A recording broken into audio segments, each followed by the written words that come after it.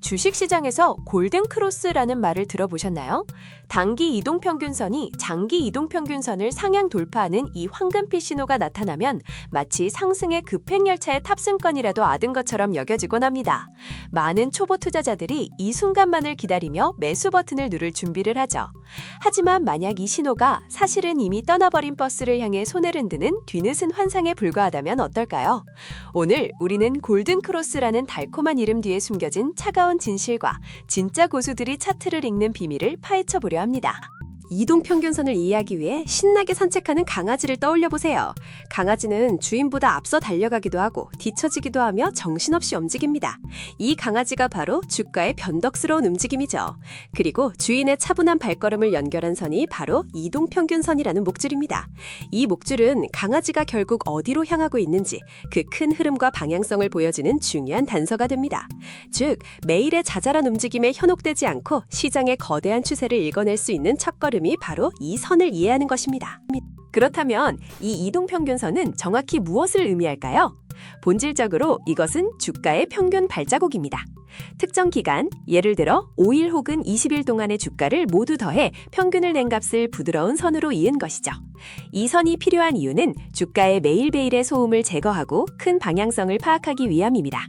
선이 위를 향하면 상승 추세, 아래를 향하면 하락 추세로 해석하며 우리는 이 나침바늘을 통해 시장의 바다를 항해하는 법을 배우게 됩니다. 숫자가 커질수록 더 긴 기간의 평균을 의미하게 되죠. 강아지의 목줄 길이가 다르듯 이동평균선도 기간에 따라 성격이 완전히 달라집니다. 5일선이나 21선 같은 단기 이평선은 짧은 목줄과 같아서 최근 주가 변화에 아주 예민하고 빠르게 반응합니다. 반면 61선, 121선 같은 장기 이평선은 긴 목줄처럼 주가 변화에 느긋하고 둔하게 반응하죠.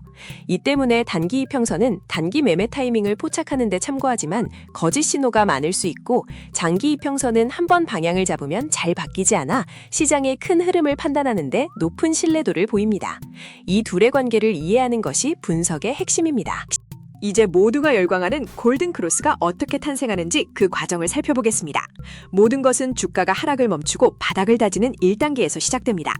이어서 최근 주가가 반등하면서 예민한 단기 이평선이 먼저 고개를 들기 시작하죠. 마침내 빠르게 치고 올라온 단기 이평선이 둔하게 움직이던 장기 이평선을 아래에서 위로 뚫고 지나가는 3단계, 바로 이 교차의 순간이 골든크로스입니다. 이후 두 선이 모두 위를 향하고 서로의 간격이 벌어지면 비로소 강한 상승 추세의 시작으로 해석될 수 있는 것입니다. 그렇다면 이 골든크로스는 무조건 믿어도 되는 신호일까요? 물론 장점은 명확합니다. 추세의 시작을 시각적으로 명확하게 보여주어 초보자도 쉽게 이해할 수 있고 시장의 전반적인 힘의 방향을 파악하는 데 큰 도움을 줍니다. 하지만 치명적인 단점 또한 존재합니다. 가장 큰 문제는 주가가 이미 상당히 오른 뒤에야 나타나는 뒷북 신호, 즉 후행성입니다. 또한 주가가 방향 없이 오락가락하는 횡보장에서는 잦은 교차로 잘못된 매매 신호를 남발하여 오히려 손실을 키울 수 있습니다. 이 신호 하나만 맹신하는 것이 얼마나 위험한지 알 수 있는 대목입니다. 이동평균선만 믿는 투자가 왜 위험한지 더 깊이 파고들어 보겠습니다. 근본적인 원인은 3가지로 요약할 수 있습니다. 첫째, 앞서 말한 후행성 문제입니다. 주가가 움직인 결과값을 바탕으로 계산되기에 신호가 나왔을 때는 이미 매수하기엔 너무 늦은 고점이거나 매도하기엔 너무 늦은 저점일 수 있습니다. 둘째, 거짓 신호 문제입니다.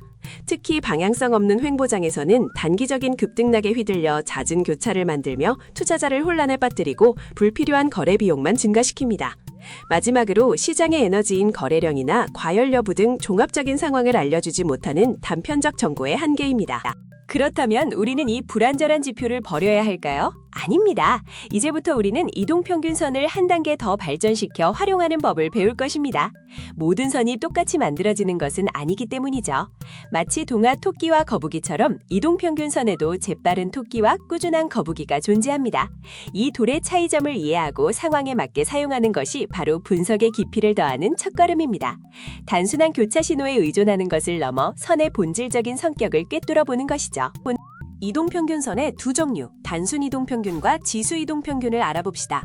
거북이에 비유되는 단순 이동평균은 정해진 기간의 주가를 모두 동등하게 취급하여 평균을 냅니다. 그래서 움직임이 부드럽고 안정적이며 시장의 큰 추세를 보기에 적합하죠. 반면 토끼 같은 지수 이동평균은 최근 주가에 더 큰 가중치를 부여하여 계산합니다. 이 때문에 최진 가격 변화에 훨씬 민감하고 빠르게 반응하여 추세 전환 신호를 더 빨리 포착할 수 있다는 단점이 있습니다. 하지만 너무 민감해서 단기 속임수에 휘둘릴 수 있다는 점도 기억해야 합니다. 진짜 고수들은 골든크로스가 나타났을 때 흥분하며 매수 버튼부터 누르지 않습니다. 대신 돋보기를 든 탐정처럼 변신하여 이 신호가 진짜인지 가짜인지를 가려낼 결정적 단서들을 찾기 시작합니다. 그들은 선과 선의 교차라는 단편적인 사건이 아니라 그 사건을 둘러싼 여러 증거들을 종합적으로 분석하여 함정에 빠질 위험을 최소화합니다. 이제부터 우리는 이 탐정들이 사용하는 비밀스러운 체크리스트를 하나씩 확인해 볼 것입니다. 이 과정을 거치면 여러분의 분석력은 이전과 비교할 수 없을 정도로 날카로워질 것입니다. 즉, 골든크로스가 발생했다면 이 5가지 탐정의 질문을 스스로에게 던져보십시오. 첫째, 거래량이 터졌나? 상승에 대한 시장 참여자들의 동의와 에너지가 충분한지 확인하는 것입니다. 둘째, 이평선들이 모두 위를 향하고 있나? 단기, 중기, 장기 이평선이 모두 같은 방향을 바라보며 상승에 합창을 하고 있는지 봐야 합니다. 셋째, 주가가 장기 이평선 위에서 지지받고 있나? 장기 이평선이 든든한 트램펄린 역할을 해주는지 확인하는 과정입니다. 이 외에도 다른 보조 지표들이 비슷한 신호를 보내는지, 시장 전체의 분위기는 우호적인지 등을 종합적으로 점검해야 합니다. 신호의 신뢰도를 판단할 때 모든 요소가 똑같이 중요하지는 않습니다. 가장 압도적인 영향력과 중요도를 가지는 것은 바로 거래량 동반 여부입니다. 거래량 없는 상승은 관객 없는 공연과 같아서 언제든 무너질 수 있는 허상일 뿐입니다. 그 다음으로 중요한 것은 모든 이평선이 위를 향하는 정배열 상태이며, 주가가 장기 이평선의 지지를 받는 것 또한 신뢰도를 더해주는 긍정적인 요소입니다. 시장 전체의 분위기도 무시할 수 없지만 개별 종목의 힘을 확인하는 앞선 요소를 거다는 지마도가 낮다고 볼 수 있습니다. 이동평균선은 결코 외로운 지표가 아닙니다. 훌륭한 팀의 주장과 같아서 각기 다른 역할을 수행하는 팀원들과 함께할 때 비로소 그 진가를 발휘합니다. 이동평균선이 추세의 방향을 알려준다면 다른 보조지표들은 그 추세의 힘과 건강 상태를 측정해주는 역할을 합니다. 이들을 함께 활용함으로써 우리는 시장을 훨씬 더 입체적이고 정밀하게 분석할 수 있게 됩니다. 이제 이동평균선과 최고의 궁합을 자랑하는 든든한 친구들을 소개하겠습니다. 이 친구들과 함께라면 여러분의 분석은 더욱 강력해질 것입니다. 이동평균선의 가장 중요한 친구는 단연 거래량입니다. 이는 인기일척도로 신호의 신뢰도를 판별하는 가장 중요한 기준이 됩니다. 두 번째 친구는 RSI로 현재 주가가 과열되었는지 혹은 과도하게 하락했는지를 알려주는 온도계 역할을 합니다. 세 번째는 MACD로 이평선을 응용한 지표로서 추세의 힘과 방향 전환을 더 민감하게 포착하여 골든크로스보다 한 발 앞선 신호를 주기도 합니다. 마지막으로 볼린저 밴드는 주가가 움직일 수 있는 예상 범위를 보여주며 변동성이 커질 것을 예고하는 역할을 합니다. 이들을 함께 살펴보는 습관을 들여야 합니다. 이제 모든 조각들이 맞춰졌습니다. 우리는 더 이상 골든크로스라는 하나의 현상에 매몰되지 않습니다.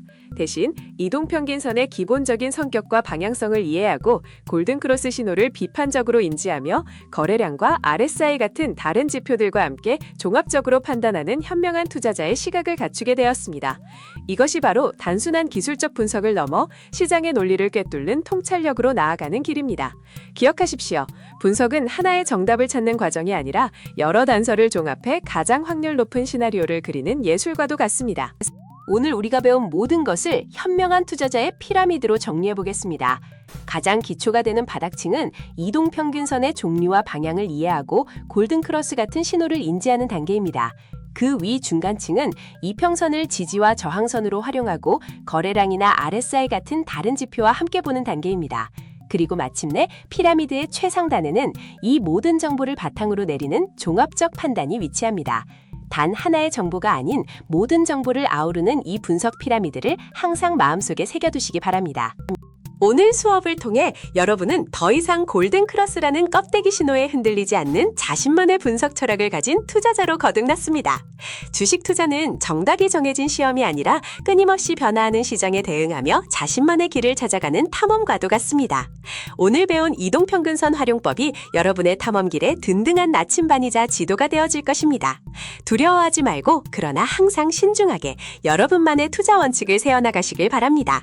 성공적인 투자의 여정은 바로 그 지점에서 시작됩니다.